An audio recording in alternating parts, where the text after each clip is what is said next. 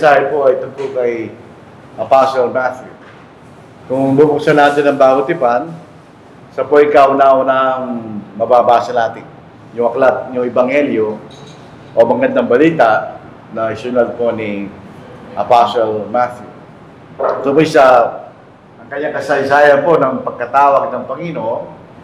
Makikita natin sa Matthew chapter 9 at sa Luke chapter 5. Wala po tayo masyadong alam tungkol sa kung sino si Apostle Matthew at hindi rin natin alam ang kanyang gawain dahil wala nakasulat sa Biblia. Yung po aklat ng mga apostol, aklat ng mga gawa ng mga apostles, dalawa lang pong apostol ang binabanggit doon, yung gawain ni Pedro at sa gawain ni Apostle Paul. Pero yung ibang mga apostles, wala tayong nalalaman. Hindi natin alam kung anong ginawa nila.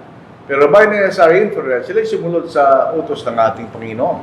Sila yung nagsipagyaw sa doksang libutan at ipinangalan ng Ebanghelyo. Dito po sa Mark chapter 2 verse 14, ang isang pangalan po ni Mateo ay Levi. Ito dalawang pangalan niya. Levi at saka sa Matthew. Hindi natin alam kung ano yung isa ay pangalan ng Hebreo, yung isa ay pangalan ng mga Romano, hindi natin alam. Katulad ni Apostle Paul, ang kanyang pangalang Hebreo ay Saulo, at ang kanyang Greek name ay Paul. Hindi natin kung ganun din po kay Matthew, pero alam natin, ang pangalan din po ay Levi. Dito po sa Mark, chapter 2, verse 14, as he passed by, he saw Levi, the son of Alphaeus, sitting at the tax office. And he said to him, "Follow me," and so he arose and followed him. Yun lang alam natin. Si anak ni Alphaeus, sino si Alphaeus, hindi rin natin alam. Yun lang po isang informasyon kung saan nanggaling si Apostle Matthew, si anak ni Alphaeus. Kung sino yun, hindi rin natin alam. Kung susundin po natin ang tradisyon na naisulat sa gawain po ni Mateo, sila po yung nangaral sa loob ng 15 years. At siya lumipot po sa lugar ng Judea, mula sa ng Jerusalem, sa Ethiopia. Actually, yung Ethiopia sa Biblia, hindi yung Ethiopia ngayon. Pero siya nasa Africa. Persia, sa Parthia, Syria, Macedonia, Pontus of Asia. Yun ang sinasabi po ng tradisyon na naisulat kung anong gawain ni Mateo.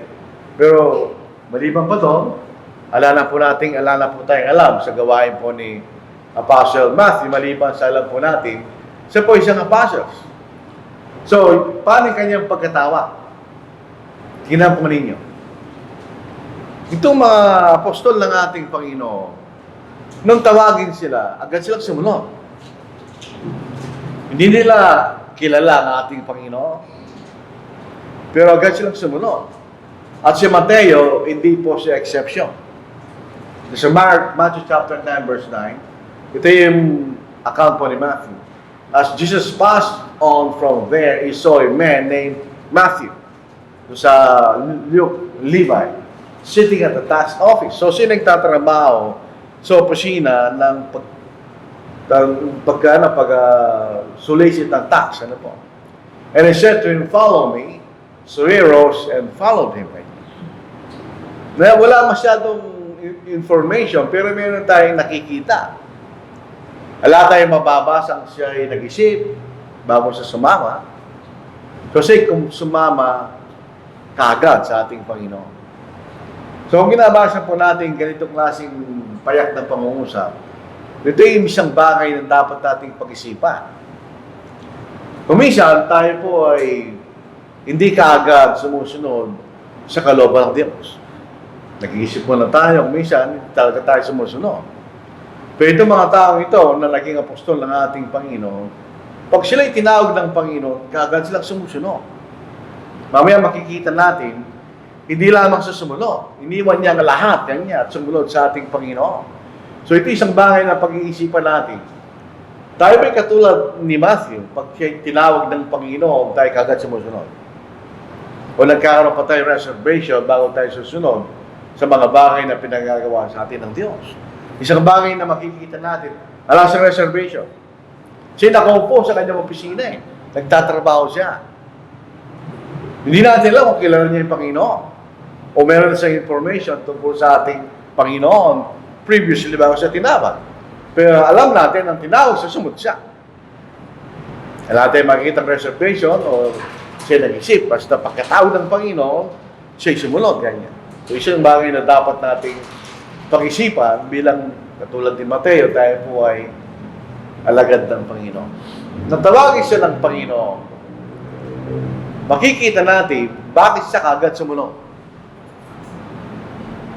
Kasi kung hindi ganun ang mindset ni Mateo, bakit siya susunod? Kaya nga nahihirapan tayo sumunod kung minsan, depende sa ating mindset, saan ba nakalagay ang isip mo. Pero ang kaisipan ni Mateo o ni Matthew, definitely ay nakalagay sa mga bagay ng spiritual. E nang tawagin siya ng Panginoon, siya sumunod. Maaari ito yung mga tapat na Hudyo na nagbabasa ng Kausa ni Moises. Alam nila yung information tungkol sa dumarating na tagapagligtas. So nakita nila, kagad silang sumunod. Dito po sa Romans chapter 8, verse 5 hanggang verse 9. Saan po natin? Dito po, dalawang contrast ng kaisipan. Yung kaisipan na nakatuon sa mga bagay na spiritual at sa mga bagay na hindi spiritual. Kanya. Sayin natin. Ganun naman po talaga kalagayan natin sa mundo. Dalawa lang ang bagay na nasa paligid natin.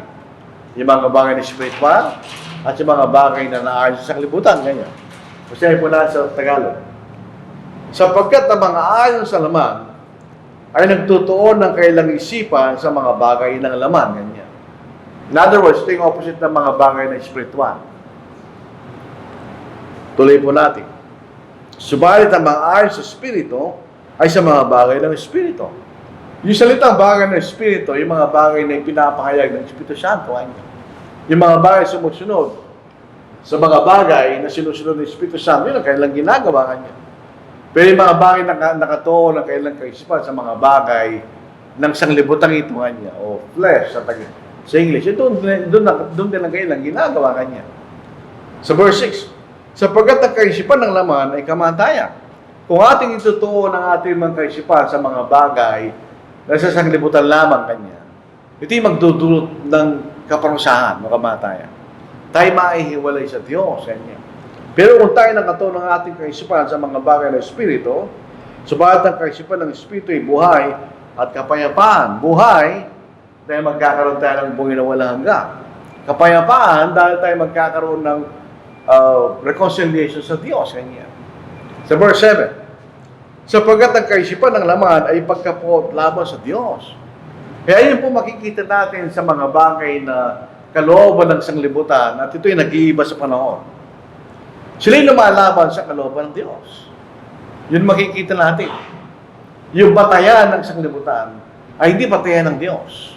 Yung mga bagay na inisip ng mga tao na mabuti, not necessarily, ito mabuti sa Diyos. Yan ang sinasabi ni Pablo kanya. Sapagkat ang kaisipan ng laman ay pagkapuot lamang sa Diyos. Sapagkat hindi ito napapasakop sa kausap ng Diyos, hindi nga maaari kanya. Ang mga nasa laman ay hindi makapagbibigay lugod sa Diyos. Sa verse 9, ngunit kayo wala sa laman, kundi nasa Espiritu. Yawang nananatili sa inyo ang Espiritu ng Diyos. Subalit kung sino may walang Espiritu ni Kristo, siya hindi sa Kanya. Ibig sabihin, paano nasa atin ang Espiritu ng Panginoon? Kung tayo sumusunod sa mga bagay na ipinag ng Espiritu Santo Kanya. Kung di tayo sumusunod sa mga bagay na ipinag ng Espiritu Santo Kanya, hindi tayo sa ating Panginoon. Dahil iba ang ating gagawin kaysa sa kalooban ng ating Panginoon na ipinahayag ng Espiritu Santo. So, ang kaisipan ni Mateo ay nakalagak sa mga bagay na espiritual. Kaya nung siya'y tawagin ng Panginoon, wala sa kanila, siya'y sumunod agad. Isipin ninyo ang kalagayan niya sa tax collector. So, siya doon sa opisina niya, nagtatrabaho siya doon. Kung tawagin siya ng Panginoon, agad siyang sumunod. Kanya. Yun ang makibigyan na mababasa po natin. Ito sa Luke chapter 5, verse 27. Si Lucas po, siya po ay isang physician. May mga information si Luke na wala kay Matthew. So may karagdagang information si Luke. Usayin natin. After these things, he went out and saw a tax collector named Levi sitting at the tax office. O saan nagtatrabaho siya? Hindi naman siya tamad, nagtatrabaho siya. And he said to him, "Follow me." And he left all, rose up, and followed him. And so, meron anong informasyon na nawala kay Matthew? Yun, andun kay Matthew yan, di ba? Andun rin kay Mateo yan. Ano yung wala? He left all. Ganyan. Hindi man niya lahat. At siya'y tumayo at sumunod sa ating Panginoon. So, yun, tignan ninyo yung sakripisyo ni Mateo. Kung siya'y sumunod sa Panginoon, at mula kung saan pupunta ang Panginoon na doon sa Mateo, iniwan niya yung trabaho niya. Kaya sabi niya, he left all. Iniwan niya lahat. At sumunod siya sa ating Panginoon. Kaya makikita natin na siya, kanyang kaisipan, bagamat siya tax collector, at malalaman natin, mga tax collector noon, hindi maganda sa paningin ng mga Hudyo, ganoon din sa panahon natin ngayon. Pag nakikita yung BIR, isa lang iniisip ng mga negosyante, di ba? Makukuwanan sila ng ano. Ganon din ang kaisipan nila ng ilan sa kanila ng panahon na yun. So makikita na iniwan niya lahat kanya. So isang bagay na pag-iisipan natin, iniwan niya lahat at sumunod sa ating Panginoon. So ibig sabihin, ang priority niya ay ang ating Panginoon. So ilalagak po natin sa ating kasalukuyang panahon. Meron tayong responsibilidad sa buhay. Wala nang Panginoon, di na tayo pwede sumama sa akin personally.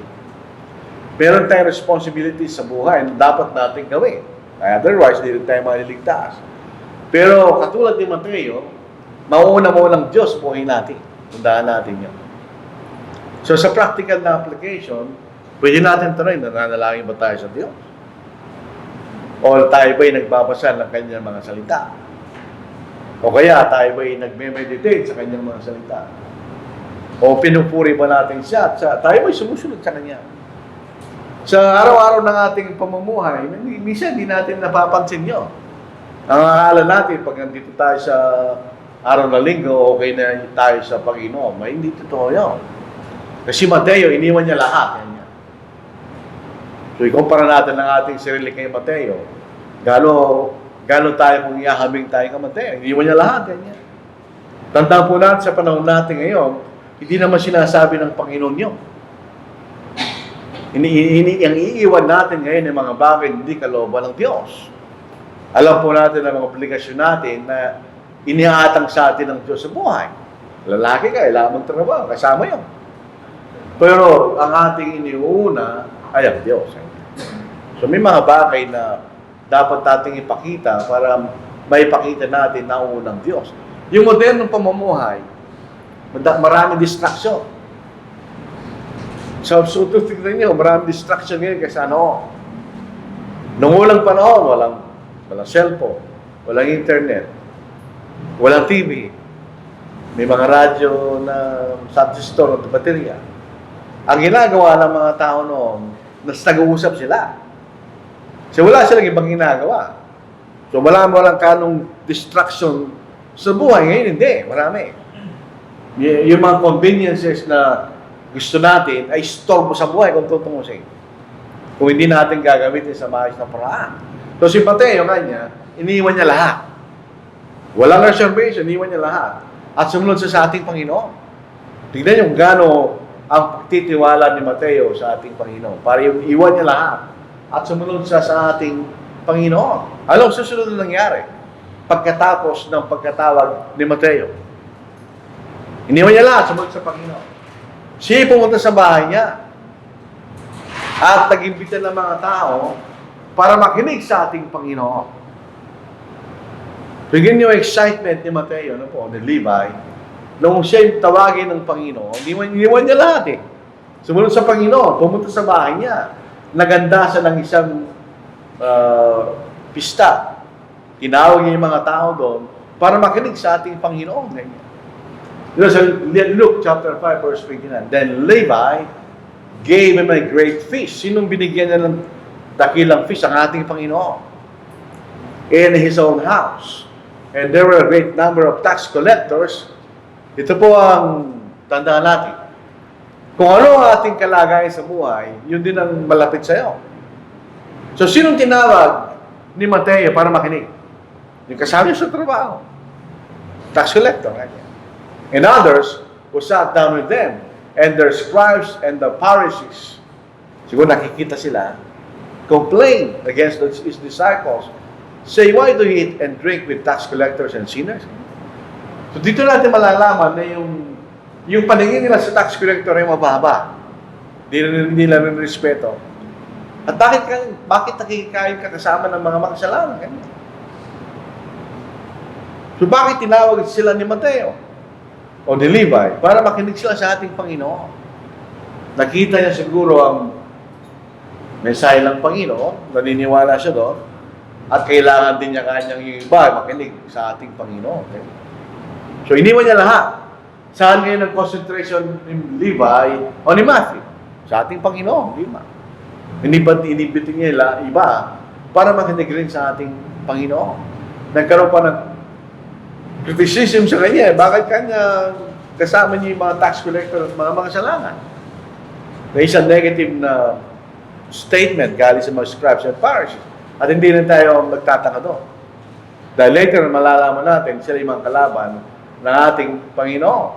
Di ba?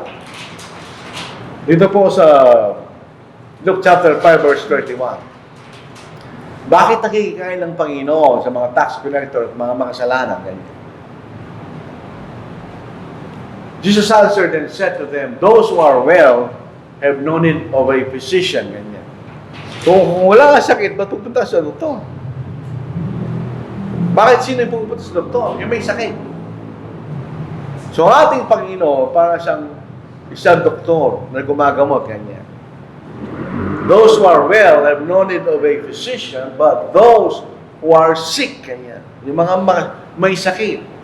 I have not come to call the righteous, but sinners to repentance kanya. Yung sinasabi ng Panginoon, kung inisip niyo kayo mga tuwid, okay. Okay, makinig sa akin, ganyan. Pero okay, pumunta sa mga makasalanan para sila magsisi kanya. So alam natin ang dahilan bakit nagbigay ng isang dakilang great feast si Matthew o Levi para sa ating Panginoon. Para magkaroon ng pagkakataon yung mga kasama niya at mga kakilala niya sa mensahe ng Panginoon, ganyan. Para sila magsisi, ganyan. So ang mensahe ng Panginoon ay hindi isang bagay na tinatago natin. Ito isang bagay na dapat nating i-share sa iba dahil ito'y mahalaga kanya, kaysa sa mga bagay. Tandaan niyo, iniwan ni Matthew ang lahat. Saan siya pumunta? Sa isang pinakamahalagang bagay. Ano yun? Sa kaligtasan, di ba? At hindi lamang gusto yung sarili niya, kaya pinatawag niya yung mga kasama niya. Kanya. Ang pangkaraniwang pananaw ng mga tao sa mga tax collector, sila yung mga swahili at traitors. Kanya. Bakit? They collect taxes for the Romans. Nakalaban ng mga Hudyo. Tandaan po natin na mga Romano, sinakop nila yung mga Hudyo. So, hindi nila pinagkakatiwalaan ng mga tax collectors kanya doon sa ganung bagay. Pangalawa, marami sa kanila ay corrupt. Sila extortioners. Sila nangongolekta ng higit na kailangan. Katulad ng biyaya. Pag nag-inspect sa yung biyaya, inspector, bibigyan nga ng higit para yung mga sinatago mo, hindi na ilalanta. Ganon sila noon, ganon pa rin ngayon. Pero obviously si Mateo ay isang mabuting tao. Hindi naman lahat ng tax collector ay ganoon. Ang kabutihan niya ay makikita natin nang tumawag ang Panginoon sa sumunod. At iniwan niya kanya lahat. So yun ang sitwasyon ni Mateo. By the way, yung 11 ibang apasal ng Panginoon, mangingisda lahat yan. Si Mateo lang ang tax collector. Ang pinili ng Panginoon, hindi yung mga sikat na tao eh. Ang pinili niya yung mga mababang klaseng tao. Kasama si Mateo na isang tax collector. Okay? So, mababa ang pagtingin nila sa mga tax collector sa panahon na yun. Kaya, yun ang makikita natin. Ang ating Panginoon, nagbibigay siya ng pagkakataon sa mga makasalanan. Hindi siya mga matuwid. Kung matuwid tayo, ano problema mo? Pero hindi gano'n lang makikita natin sa Panginoon. There's a John 3:16, hanggang sa verse 16 hanggang verse 19. For God so loved the world that He gave His only begotten Son, that whosoever believes in Him should not perish but have everlasting life.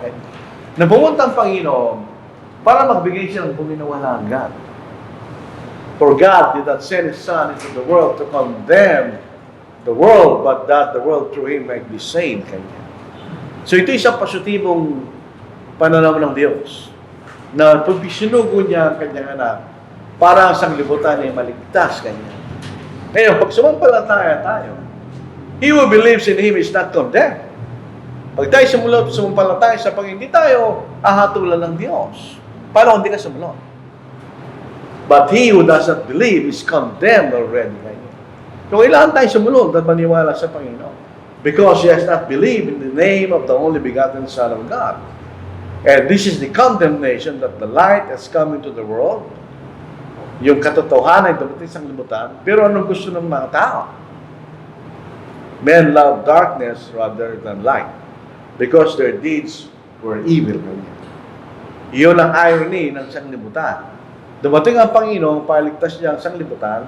Anong gusto ng sanglibutan? Gusto ng sanglibutan, hindi gusto ng Panginoon. Ang Panginoon ay nagtulot, nagbigay ng liwanag kanya. Ang liwanag po positibo po yan. Ang darkness, negative yan. Kung tayo pupunta sa physics, ang maitim o yung black is the absence of colors, kanya. Yung light is the presence of all colors, kanya. So, makikita natin, pag darkness, walang liwanag yan, kanya. Yan ang gusto ng sanglibutan. Pero kung gugustuhin natin, kaya makamatay ang makasalanan, tayo sasampalataya sa Panginoon, niligtas tayo ng Diyos. Kung gusto natin yan. Isang magandang halimbawa ay si Apostle Paul. Si Apostle Paul, kung mayroong pinakamasamang tao, ay si Apostle Paul. Dahil talong ginawa ni Apostle Paul, nilabanan niya ang Diyos. Pinag-usig niya yung mga Kristiyano at siya paparaan para patayin ang mga Kristiyano. Pero siya ba'y pinagligtas ng Panginoon?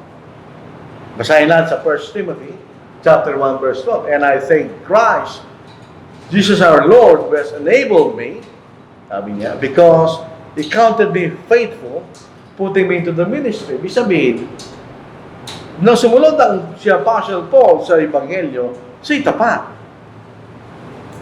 Although I was formerly blasphemer, o sinisira niyang puri ng Diyos, a persecutor, siya po yung mamamatay Kristiyano, and an insolent man. But I obtained mercy because I did it ignorantly and unbelief. Nung nakita niyang mali siya, siya sumunod sa Ebanghelyo. So siya makasalanan, pero dahil siya sumampalataya sa Panginoon, binigyan siya ng paraan ng Diyos para maglingkod mismo bilang apostol sa kanyang kaharian. Hindi siya sapat sa Diyos. Siya ay kalaban ng Diyos. Pero siya binigyan ng pagkakataon ng Diyos sa kanyang maglingkod sa kanyang kaharian. So, ang Panginoon pumunta sa lupa, paligtas niya yung mga makasalanan ganyan. Binigay niya ang daan sa mga makasalanan para sila maligtas. Sige niya, siya Apostle Paul nga mo. Mamamatay Kristiyano, pero siya'y sumunod. Si Mateo po ay isang tax collector. So basically, maaari siya isang accountant. So ang mga accountant, naglalagay ng record, di ba? Detalye ng mga transaksyon. So magaling doon si Mateo. Kaya kung papasinin niyo sa kanyang sulat, sa Mateo, pinakita niya yung record na nagpapatunay si Kristo ay ang Messiah. Siya anak ni Abraham, siya anak ni David, ganyan. Basically, si Mateo ay nagsulat para sa mga Hudyo. Para mapatunayan niya na si Kristo, na kailang pinatay, ay yung ipinangako ng Diyos sa Old Testament, ganyan. Sa Son of Abraham, Son of David. Kung babasahin natin itong mga ito yung Old Testament quotation. Para mapatunayan ng ating Panginoon ang iniintay nila kanya. At sa Matthew chapter 5 verse 7, ito yung detailed account ng sermon ng ating Panginoon. Na di natin matatagpuan kay Luke, kay Mark, at kay John. Very detailed yung sermon na inilagay ng Panginoon doon sa Matthew chapters 5 to 7. So dito nakikita natin, ginamit ni Matthew ang kanyang kakayahan. Ito ang kanyang kagalingan kanya. So sa kanyang pagsusulat, yun din ang kanyang ginamit.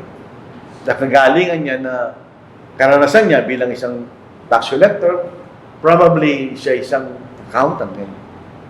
So ginamit niya talento niya kanya sa paglilingkod sa Diyos. Bagamat yung talents po rito ay hindi naman abilidad, kundi pera, pero pwede natin ilagay yun.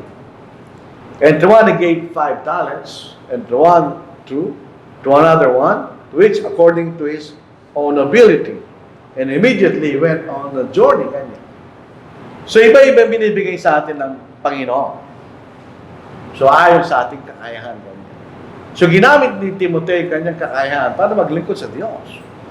Kaya ginamit siya ng Diyos sa pagsusulat ng isa sa mga record ng buhay ng ating Panginoon dahil meron siya ganong klaseng kakayahan ganyan, na mag-record ng mga detalye na wala doon sa iba.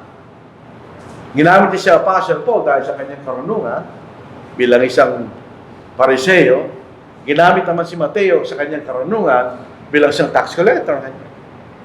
So yung ginagamit niya sa paglilingkod sa Panginoon, yung kanyang kakayahan.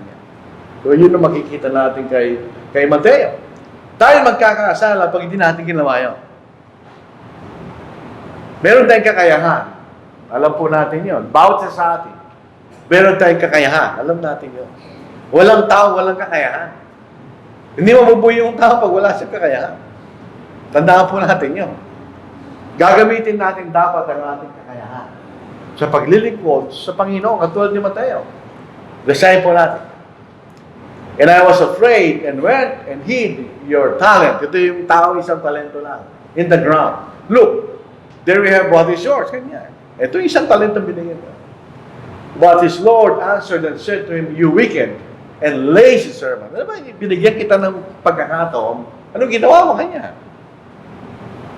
You knew that I reap where I have not sown and gather where I have not scattered seed. So you have to have deposited my money with the banker. So matagal ng panahon yung mga bangko, ano po. And at my coming, I would have received back my own with interest. Sabi, kung yun lang ginawa mo kanya, di kumita pa ako, sabi ng Panginoon niya.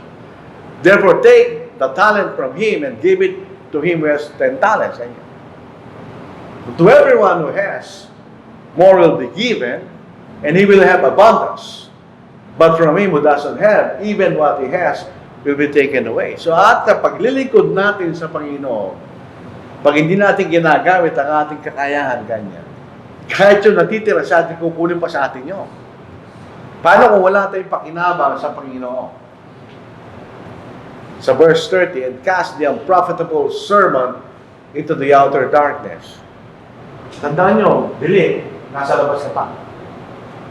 There will be weeping and gnashing of teeth. And merong pagtatangis at pangangalit na mga ngipin. So ito po isang kaparusahan, sabi niya. So di natin ginagamit ang ating talents for whatever reason. Yun ang maghihintay po sa atin. Kung kay Mateo, di natin masasabi bakit iniwan niya lahat ang kanyang nasa kanya. Kailangan natin gamitin ang ating ibinigay sa atin ng Panginoon dahil aharap tayo sa Panginoon.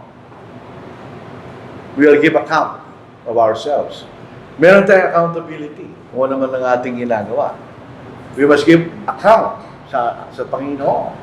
Sa 2 Corinthians 5, chapter 5, verse 10.